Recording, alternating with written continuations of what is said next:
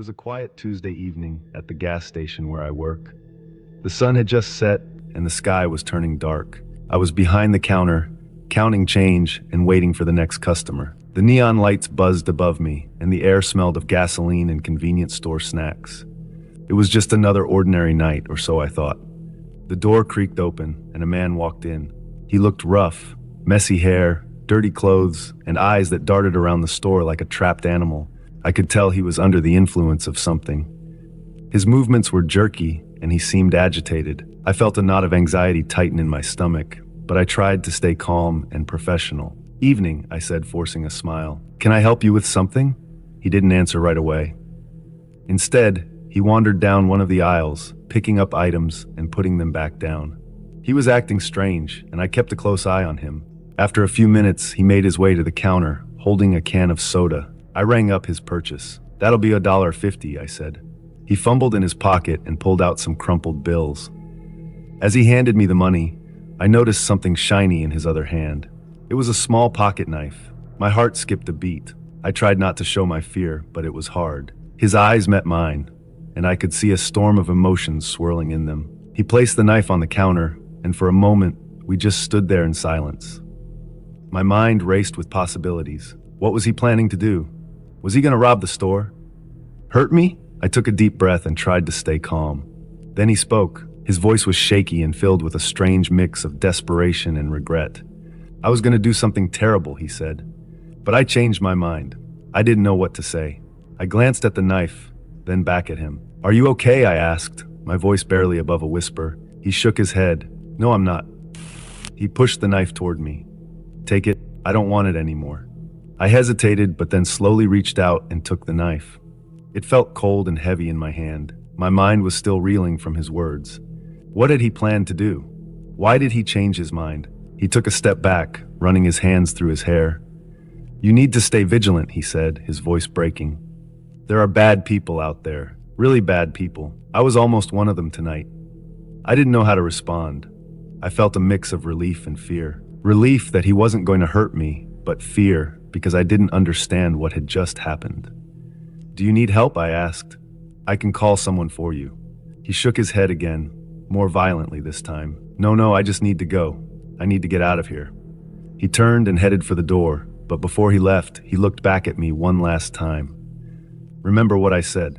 Stay vigilant." And then he was gone, disappearing into the night. The door swung shut behind him, and I was left standing there, holding the knife and trying to process what had just happened.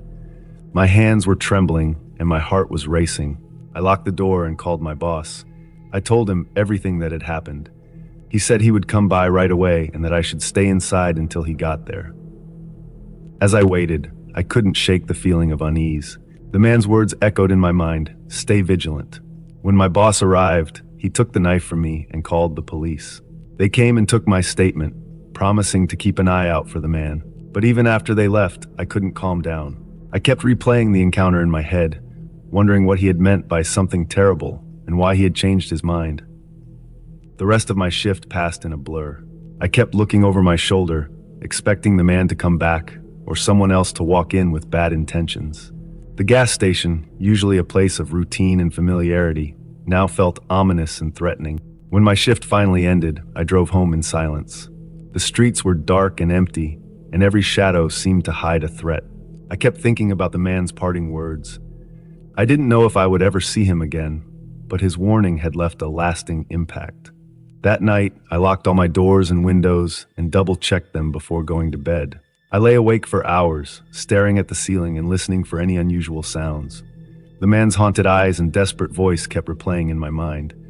It was a night I would never forget, a night that changed the way I saw the world. Before we get into the next story, if you come for the first time, please make sure to subscribe to our channel and press the bell icon for upcoming scary stories.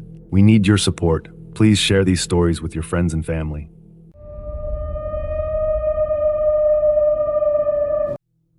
Working the night shift at a gas station isn't what most people would call exciting. Most nights are quiet, with only the hum of the fluorescent lights and the occasional car pulling in for fuel. But one night, something happened that I'll never forget.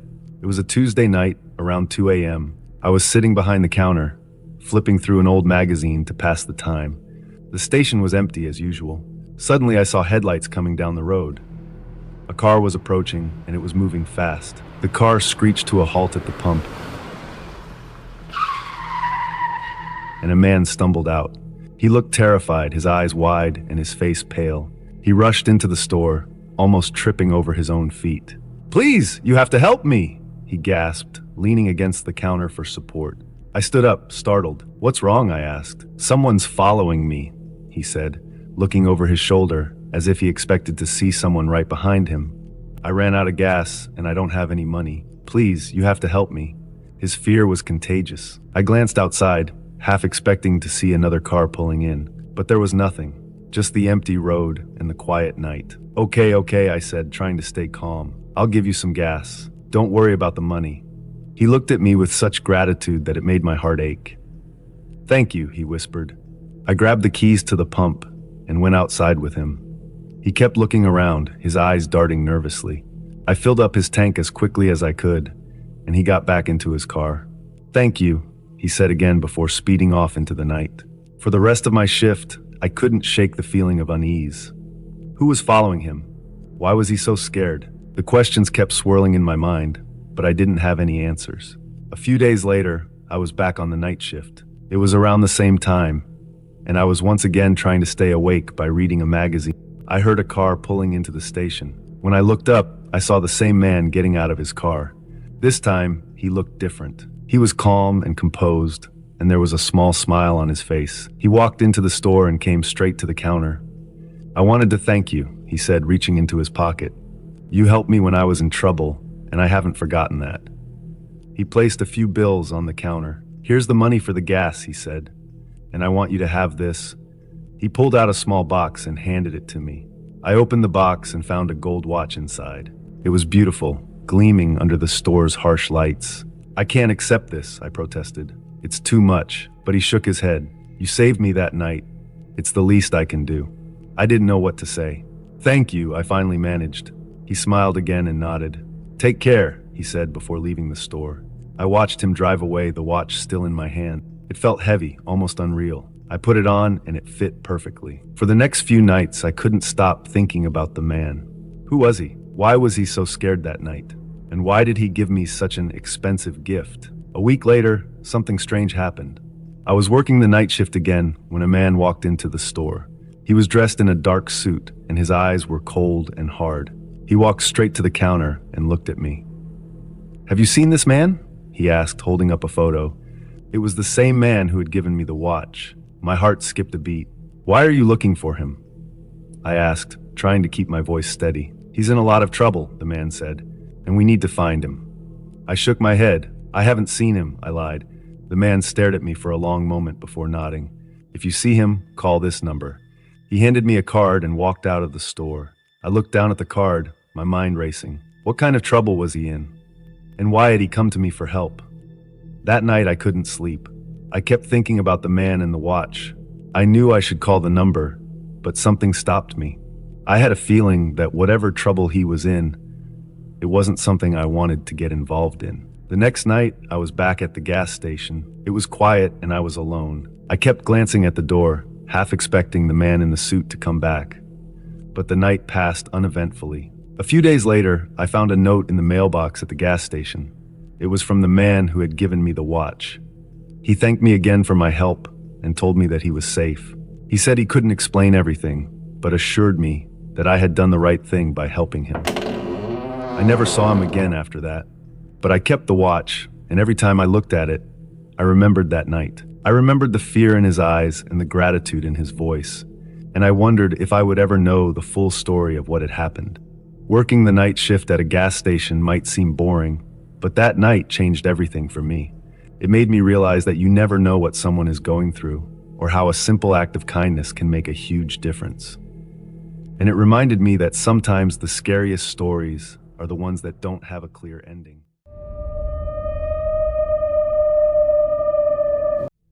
I work at a gas station on the edge of town.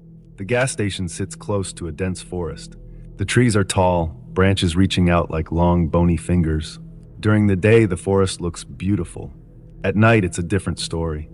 The forest is alive, watching you, waiting for something. One night, I was on the graveyard shift alone as usual. The clock showed 2:30 a.m. It was a quiet night where you could hear every little noise. The hum of the refrigerator, the ticking of the clock, and the occasional rustling of leaves outside. I was sitting behind the counter, trying to stay awake by scrolling through my phone. The only light inside was from the overhead bulbs, casting a pale glow around the room. Outside, the lights from the gas pumps were the only things cutting through the darkness. I glanced up from my phone and looked out the window. The forest loomed in the distance, a dark mass against the night sky. I couldn't see much, just the outlines of the trees. I shook my head and tried to focus on something else. But then, out of the corner of my eye, I saw something move. I looked back at the forest, straining my eyes. There, just beyond the edge of the light, was a figure. It was too far to see clearly, but it looked like someone standing just inside the tree line. I squinted, trying to make out more details. The figure raised its hand and waved. It was a slow, deliberate motion like it was calling me over. My heart started to race. Who would be out there at this time of night? Maybe it was someone lost or in trouble. I grabbed the flashlight from under the counter and stepped outside, the cold night air hitting me like a splash of water. "Hello," I called out, my voice shaky. "Do you need help?" There was no answer.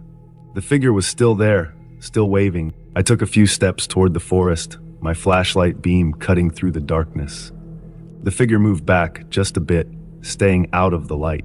I felt a chill run down my spine. Something wasn't right. "Hey, if you need help, come closer," I said, trying to sound brave.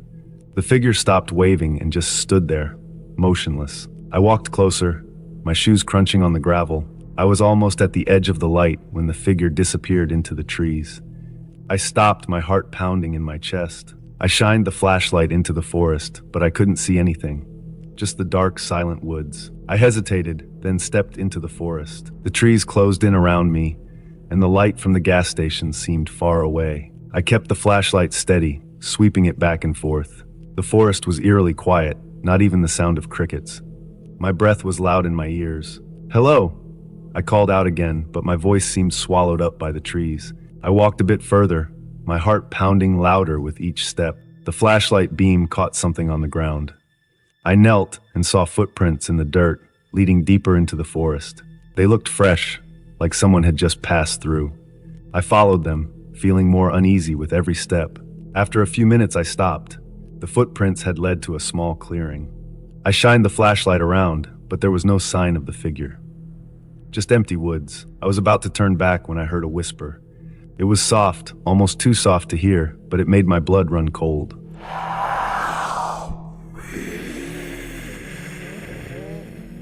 I spun around, the flashlight beam darting through the trees. There was no one there, just shadows and darkness. I felt a surge of panic. I needed to get out of there. I turned and started walking back, faster this time. As I reached the edge of the forest, I glanced back. The flashlight beam caught something white among the trees. I focused the light and saw a face staring back at me. It was pale, almost ghostly, with hollow eyes. I froze, my heart stopping for a second. The face disappeared into the shadows. I ran back to the gas station, my breath coming in short gasps. I slammed the door shut behind me and locked it. My hands were shaking as I put the flashlight down. I took a deep breath, trying to calm myself. What had I seen? Was it real or just my imagination? I sat behind the counter, staring out the window. The forest looked as dark and silent as ever. I tried to tell myself it was just a trick of the light, or maybe some prank. But deep down, I knew it was something else. Something I couldn't explain. For the rest of the night, I couldn't shake the feeling of being watched. Every rustle of leaves and every creak of the building made me jump. I kept glancing out the window, half expecting to see that face again.